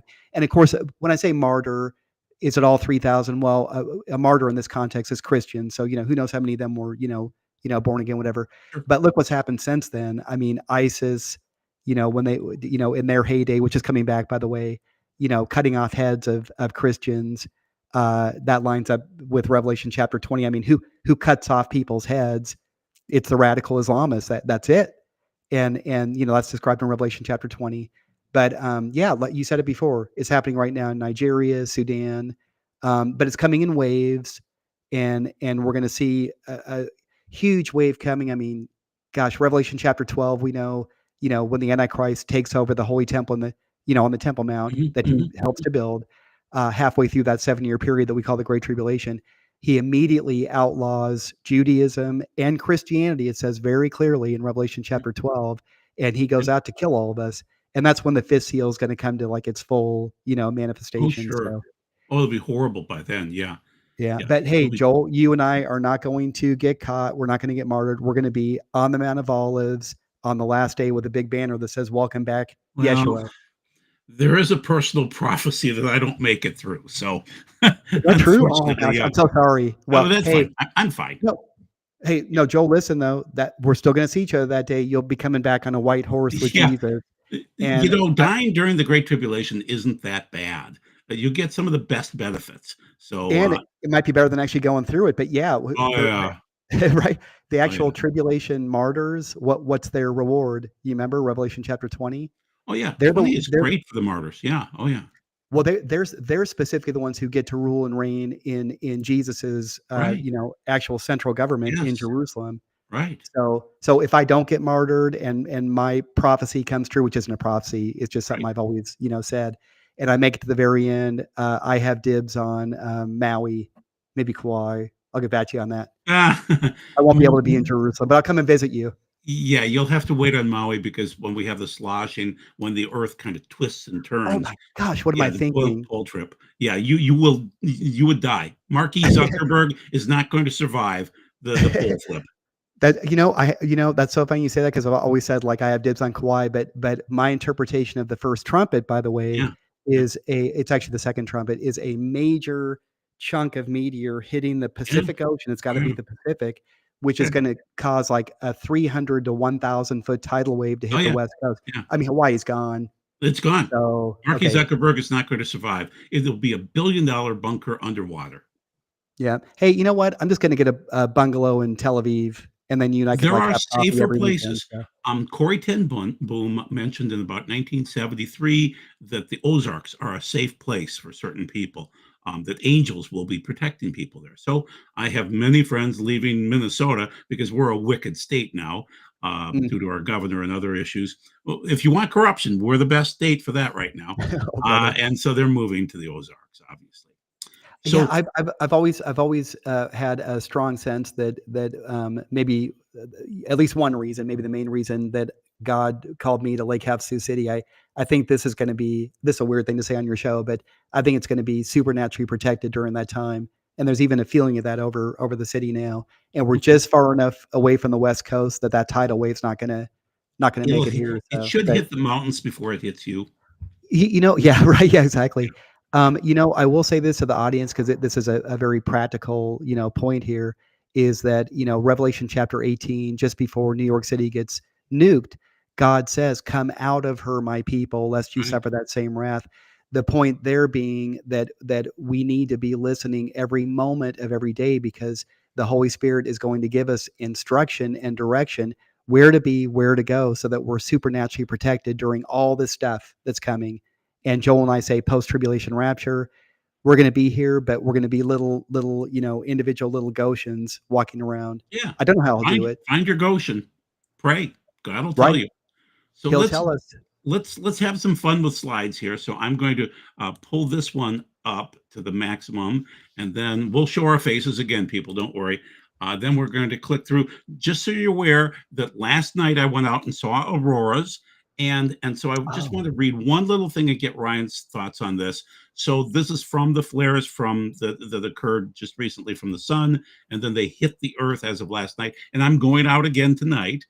I go to Stillwater, Minnesota, to the boom site, and so wow. this one was an X516. That's a good sized flare, NCME.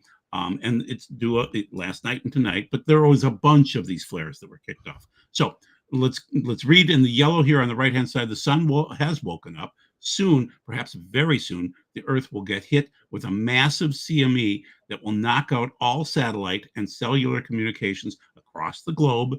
It could also knock out the power grid, blackouts, Mm, brownouts, perhaps globally. No power for years, decades, mm, maybe maybe. forever.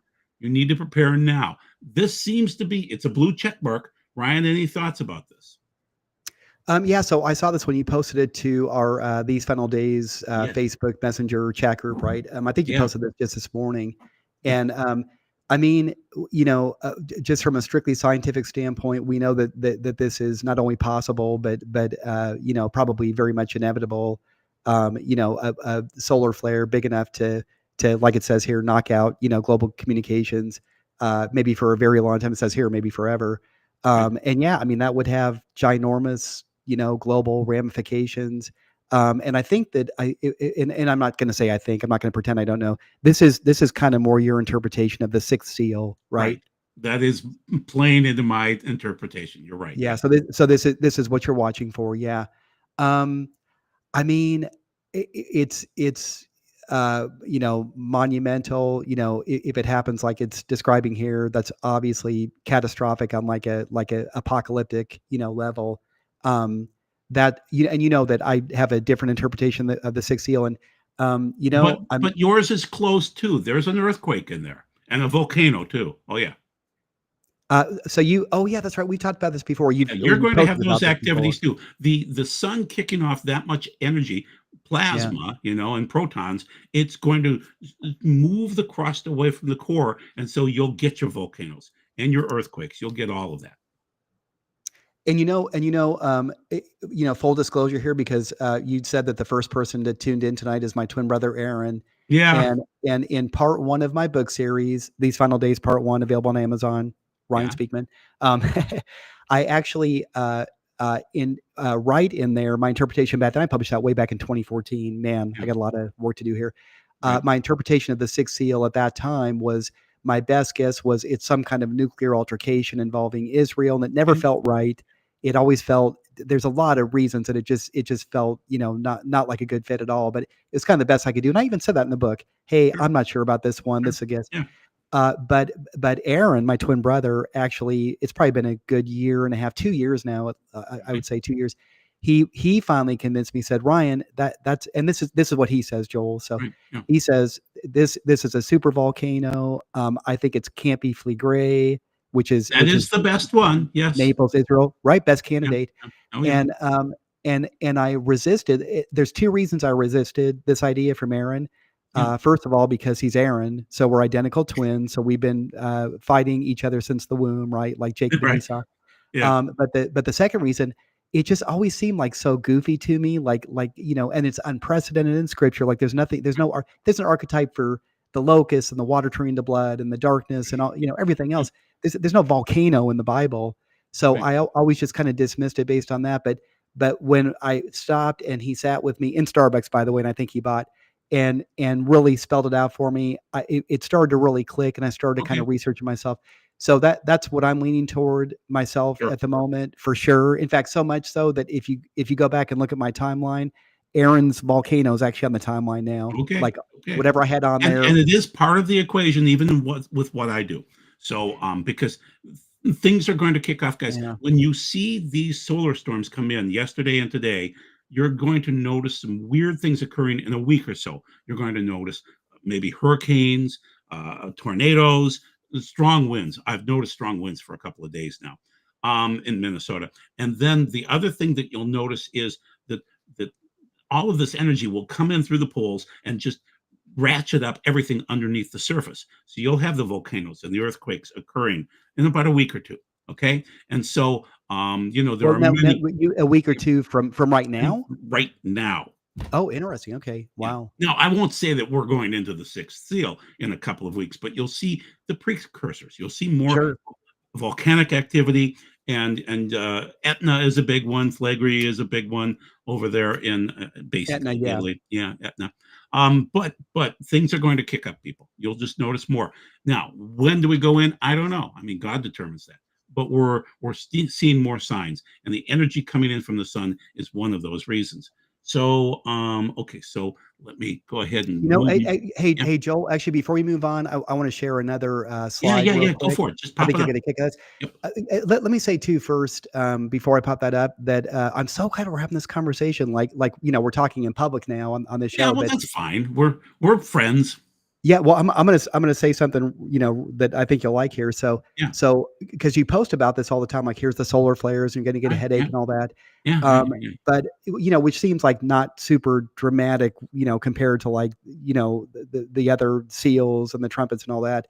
But I hear what you're saying now. You're saying that no, this is the stuff that's going to be the cause of the actual descriptors that we see in Revelation, which is Yes, the earthquakes yes. and You need flooding energy and things like that. Yeah, forced that's in through the okay. poles to drive the volcanoes and the earthquakes. Yes. Yeah, I've always said that like you're one of my new best friends, and that's just another like feather in that cap. So that's cool. Yeah, There you go. so really on all this stuff, we really are like Oh, we're so close. close. We're real close.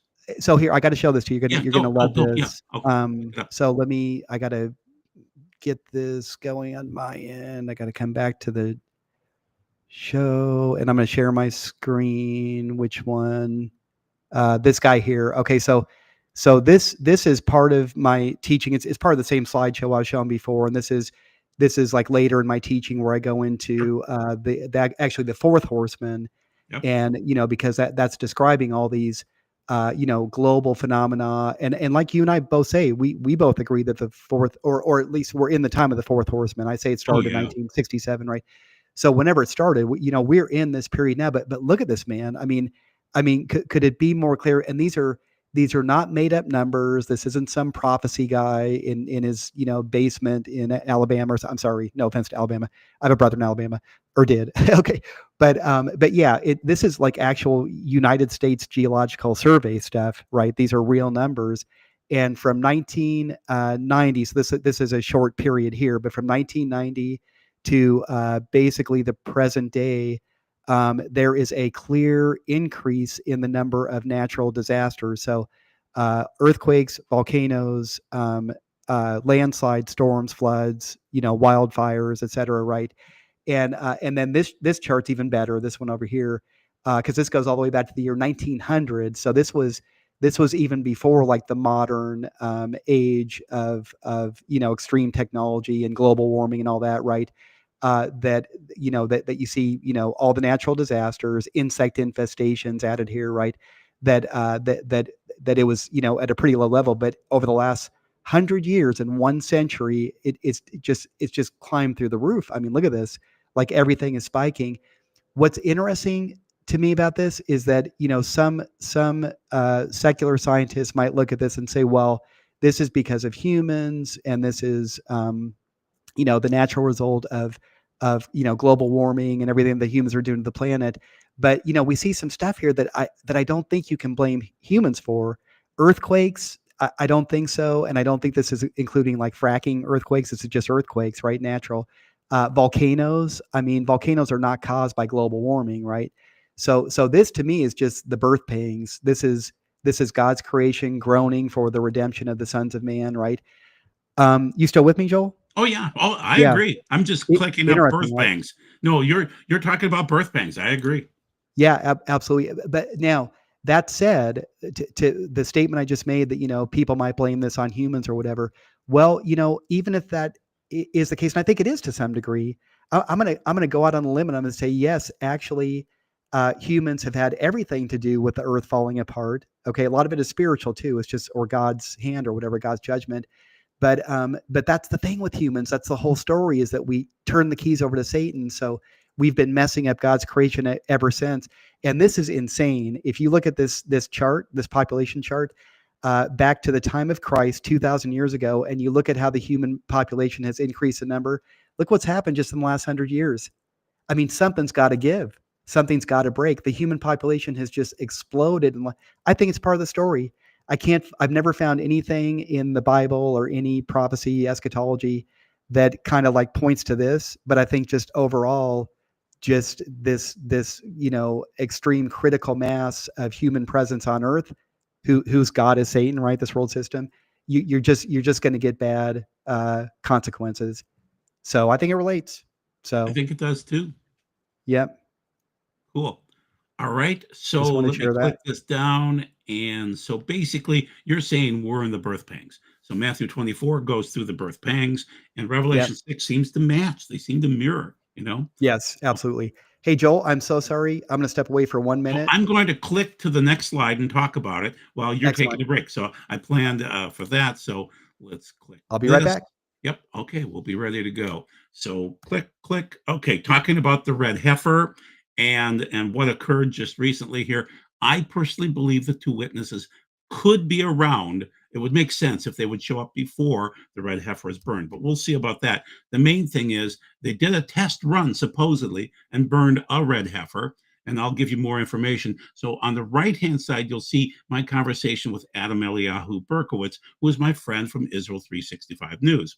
And so he was saying, well, it's a test run. And Joel, you need to understand these are a para adoma in the Hebrew. And so eglah is the name for the young cow. Then when they get to be about 2 years of age, they're a para. And so these cows qualify. The problem is every day they're alive, they could grow a white hair or be disqualified for whatever purpose. So the main thing is they grabbed the best cow and burned that one in what was supposed to be a test run. And that's just a few months ago. And so this is an interview from Adam Eliyahu Berkowitz about the whole process. And so he's saying, well, it was a practice burning. And I was informed by the Temple Institute that heifer that was used in that practice burning had been deemed unsuited, and the burning did not produce ashes that could be used to purify the Jews. And the burning was carried out. Oh, you're back. Good. So I'll just keep on reading. So anyway, Adam was duped, okay? And that's Israel 365 News, where he was writing about it. He wasn't allowed to write at first about it, but so there was a lot of disinformation. This is from Byron Stinson, who you may know. Do you know him, Ryan? I know him personally. I actually had about an hour-long phone conversation with him about 2 weeks after the practice ceremony, and I can shed some light on this for your audience. Yes, I want you to. I'm glad you're back. Please do. Yeah, shed some light. Yes. Okay. So, and by the way, I just sent you, and you might want to share with the audience. I'm sure you saw this, but it's a YouTube video that Adam put out.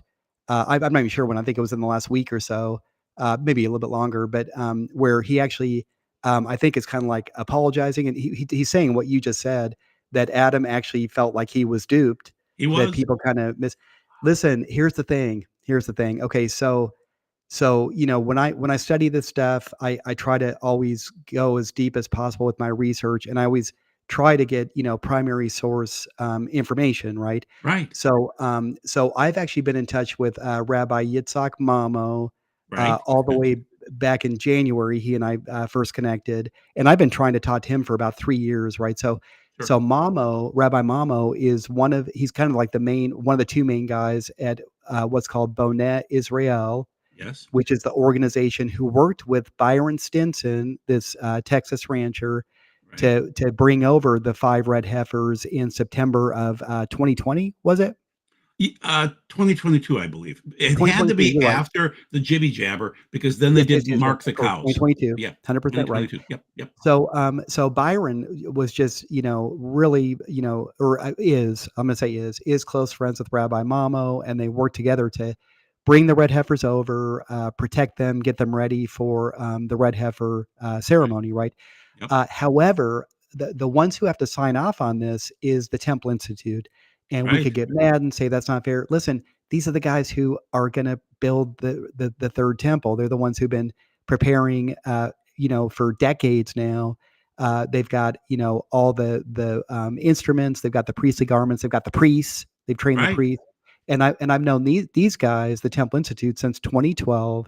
My first time in Israel, I did a one-on-one interview with Rabbi Chaim Richman, who was the international director of the Temple at the time. Rabbi Richman was actually the first one to fly to Texas and meet with Byron, like forever ago, Right. like back in the Right. 1990s or something, Yes. right? Yes. So anyways, So can but you yeah, vouch for Byron? Can you tell the world that he's a great man and a great believer? so 2 weeks after the controversy started, so Yep. after this practice ceremony was done, and Byron very quickly released a statement saying, this wasn't practice; it was Torah specifications. It was Yep. fully Torah compliant. This is a kosher red heifer. These ashes are legit, right? And this just started like a firestorm Of of course. excitement in the eschatology community, right? Yeah. Which of course it would. There was even a rabbi guy. I don't think he's a rabbi though. I think he's just a Jewish guy that had collected some of the ashes, and he was going Oh yeah. around on the radio stations and the podcasts, Oh yeah. showing this bag of it. Well, first of all, if it was legitimately the red heifer ashes, this guy wouldn't have them in a little plastic baggie. They were ashes from the ceremony, but Right. they weren't considered kosher, which is why he was allowed to just, take them. The Temple Institute was like, okay, well, there's the ashes. We're not taking them because they're not legit. So they were actually collected in like this white bucket from Home Depot. It was not right, right. So Right. 2 weeks later, so I'm talking to Rabbi Mamo, and he tells me, he says, no, he says it's not true. He says, listen, Byron's my friend. I don't know, I talked to him on the phone. Right. Byron's my friend. He's a great guy. I'm not going to comment on what he's saying to the media, Right. but this was not the actual red heifer ceremony. It was just a Okay. practice. The actual one, first and foremost, has to take place on the Mount of Olives. This was somewhere in some undisclosed location in Samaria, I think, like It was northern Israel. Samaria. Yes. Yes. Yeah, Samaria, yeah, some hidden place, right? It was not. It could not be the actual. There was also a question among the two main rabbis who were deciding this stuff at the Temple Institute. Was it even a fully qualified red heifer? There's Right. debate about that. Because they're saying, no, not really, right? So what I did is I actually reached out to Byron. I thought, you know what? Sure. I've never taught this guy before. He doesn't know who I am. He took my call. He said, "I never talk to people on the phone. I don't take calls, but I'm in Wisconsin helping my son move into his new place for college," something like that. And he's a super nice guy, great guy, Yep. evangelical, filled with the Yep. Holy Spirit, loves Yep. God, loves the Yep. Jewish people, loves Israel. I Yep. think I think Byron's, if I can just editorialize here, we talked for I think about an hour, Wow. somewhere in that range, half hour, an hour, because we talked about all kinds of other stuff too. Super great guy, but I think he let his excitement and enthusiasm get the better of him, maybe Okay. misspoke a little bit. He Okay. 100% said to me, and I'm saying to your audience, and the audience can believe me or not, because a lot of people don't believe me, but Byron said to me on the phone, only time I ever talked to him, and he said it wasn't. He said it was a practice. He said the Temple Institute, they rejected the ashes. He said it was, we did it all correctly, but these are not the ashes that are going to be used in the third temple. Byron literally said this to me on the phone. I've got the transcript of our conversation someplace I took Okay. notes, That's a change. and I Yes. can Okay. send it to you. But I think that's maybe lining up more with at least how your friend Adam is feeling. And I haven't reached out to Adam. I've never spoken to him. But so listen, after I talked to Byron, I thought, you know what, I'm doing it. I'm going to give it a shot. I reached out to the current international director of the Temple Institute. I'm decent friends with Chaim Richman, the one from Sure. 2012, Yeah. but the new guy is Yitzhak Reuven, and I've kind of talked to him a little bit here and there through email, but I just thought, he knows my name. I'm gonna got on the phone with me, and I talked to him for a good 30 minutes at least. Okay. Right, great guy. We're gonna meet next Yeah. time I go over there, Okay. and I haven't met any of these people in person, but I will.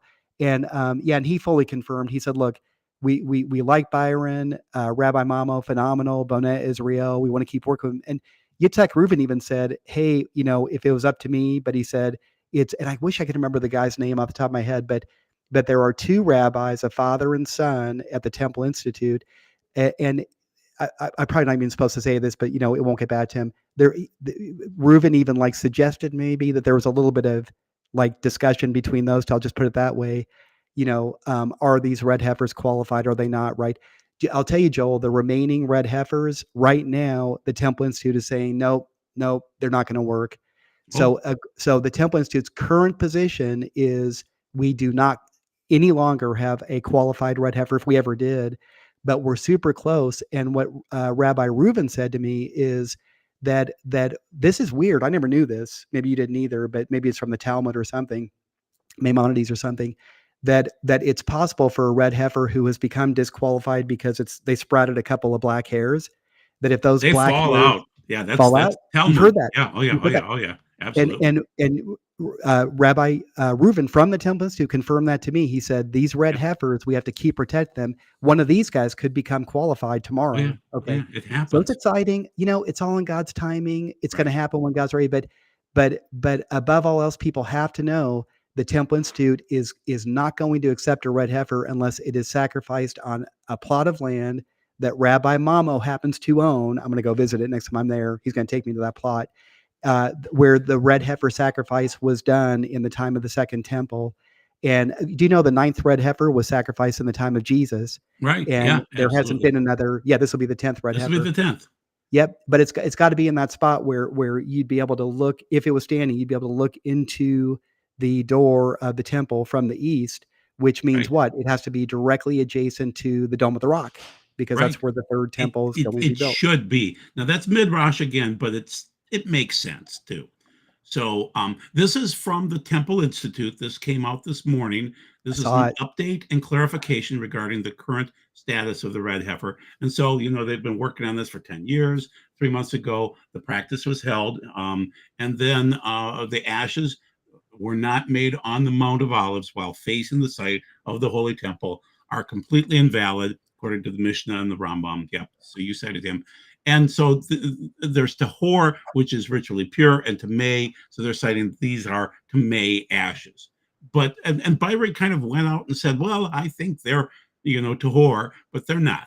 And so there will be another one at some point in time. That's Uh, absolutely, yeah, absolutely, and it's not Byron's call, and Byron knows it. He's excited, but yeah. I'm not sure if he understands the ramifications of his excitement. It's just created a lot of confusion and It could et start cetera World out there. War But III. You know, I mean, no kidding. Gosh, I wasn't going to go that far, but yeah, I it, think you're right. it could. So we should, yeah. So we should all be, careful with our words. But so you'll agree with me on this, Joel. I know, whoever's watching us right now, the audience, when the time is right, there's going to be a qualified red heifer. Right. It's God who ultimately provides it. We can have a breeding program, but we're not going to have a red heifer until God says it's time. And I'll tell everybody, and this is me talking now. I don't know where Joel is on this, but keep an eye on the guy in Damascus, Well, this that's new one of Syrian our next president. slides. Why don't you save that thought for just a couple of seconds here? Let me click, click. Okay, so Okay. this is when we play Oh, Pin the that's so Tail of the funny. Antichrist. Oh my Okay, gosh, and that's so so great. you're playing the game, pinning the tail. So I'm yeah, there you go. Look at that. talk There you about the go. guy. Talk about Yeah. him. So So that's a fair, critique, if I could use that word, pin the tail. I love that. Pin the tail on the Antichrist. that's why we If play it. anyone who's followed me for any amount of time can Yeah. vouch for me when I say this. Never in my entire 49 years of doing this have I ever remotely pointed to anyone said, "Hey, that might be the Antichrist." I'm the wet blanket. I'm the guy who says, "Here's why Trump can't be the Antichrist," and Elon Musk and Bill Gates and Mikhail Gorbachev, Obama. These guys cannot be the Antichrist because this, and this. This guy showed up, and the second I saw him on CNN's website, yes, I look at CNN, I look at Al Jazeera, everybody, right? Sorry. Sure, I do too. On December 8th, 2024, 2 hours after he was making his speech in the Umayyad Mosque, I went up to my kids, my daughter, who was having a Bible study in our kitchen, held up his picture. I said, "Hey, I just want to get this on the record because maybe I'm the first guy in the world to call it, but I think this might be the Antichrist." And this guy has done nothing but check boxes for me ever since. I've been trying to disqualify him. I'm still not saying he is the Antichrist, but what I am saying without hesitation is it's insane how much he fits the profile. And I mean, in terms of Jewish, Christian, and Muslim eschatology, it's insane. So you can follow my ministry if you want to learn more about like where I'm coming from with this guy. Everybody knows I've been obsessed with him for the Can I last read the 11 verse on the months. right-hand side, Mm-hmm. please? Okay. Mm-hmm. And they shall waste the land of Assyria with the sword, and the land of Nimrod in the entrances thereof, and thus shall he deliver us from the Assyrian Mm-hmm. when he cometh into our land and when he treadeth upon our borders. Micah 5:6. Any Yep. thoughts about that verse? 100%. So also we get the main Assyrian verses from the book of Isaiah. So we know that the Antichrist has to be Assyrian, and I'm going to go out on a limb and say literally Assyrian blood, which is actually rare. Like you'd think it's all over the place. It's not. Most people in that part of the Middle East are Arab. You also have Turkish and Kurdish and all these other ethnicities, right? Yep. He also has to be from the tribe of Dan, the Israelite tribe of Dan. That's Genesis chapter 3, Genesis chapter 49, Jeremiah chapter 8, Revelation chapter 7, and Irenaeus. He is from the tribe of Dan. How can he be both? And according to Muslim eschatology, because the Antichrist is also the Muslim Mahdi, their end times Messiah, he also has to be Arab. Well, how can he be all three? Well, I don't know. I'm part English, part Welsh, part Irish. I'm the whitest guy in the world, but I mean, everybody's mixed ethnicity, right? But Right. so he's for sure Arab. And my number one goal for the last 11 months is to connect this guy to the Yazidis, which is this weird little ethno-religious group up in northern Iraq, who I am 100% convinced, could be wrong, that they are the tribe of Dan. And there's been DNA tests on them, and in the last 10 years, and they are half Assyrian, like the ancient Assyrian Empire, and half of something else that the geneticists aren't sure what this other marker is. Well, that's because we don't have a baseline for the tribe of Dan. So yeah, he's even ethnically, the guy fits their profile. My twin brother figured out that his name is equals 666, Sure. according to the Greek isopsophy, which is their version of gematria, which is what Sure. John meant in the Book of Revelation. Irenaeus confirms it. I went further with it. I ran every one of 180 of the most common Arabic male names through that calculator. There's only one name that equals 666. That's Ahmad. And then I discovered about maybe 4 or 5 months ago in Muslim eschatology that the name of the Mahdi will be, what do you think? Ahmad. Ahmad. Okay, That interesting. freaky? I mean, come on, Okay, man. So, okay. but who knows? Again, There's this may not be the one. guy. I'm gonna owe There's him a big apology. there's another weird connection to him in Mount Hermon, which is where we talked about Enoch, first Enoch, where the angels Oh came yeah. down and imprecated their curse, that they would join together. And so he was called Hermon or something. Oh goodness, he was described as a family from the Mount Hermon area. Well, that was his nom de guerre. His name during war was Right. Abu Muhammad al Jolani, which That's it. Golani. It's in reference to the Golan Heights, which is Golan Mount Heights, Hermon. Mount Yeah, Hermon. Golani. So he's got You know, that. Yeah. What? well, I was gonna say, I hate to do this, but my mom who's watching, she's Yeah. waiting for me to bring her over her Walmart order, and I Oh, told her, yep, I told her I'd be over, before 8, and it's 8 o'clock, almost 8 o'clock now. oh, I'm Um, sorry.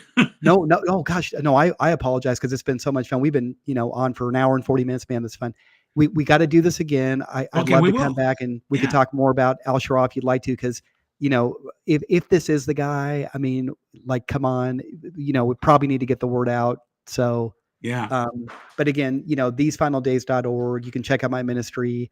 I've been talking about this guy every class, not the whole class, but every class I've got updates on him all the way back to, December.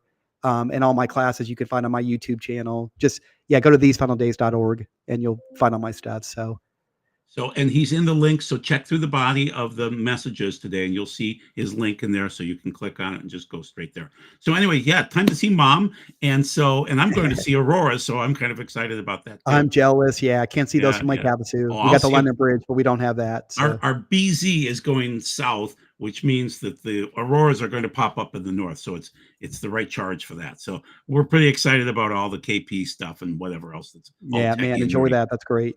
Yeah. Okay, so God bless you, Ryan, and thank you for your time, and God bless everybody in the comments section, and thank you for another wonderful session in Blackford Talks.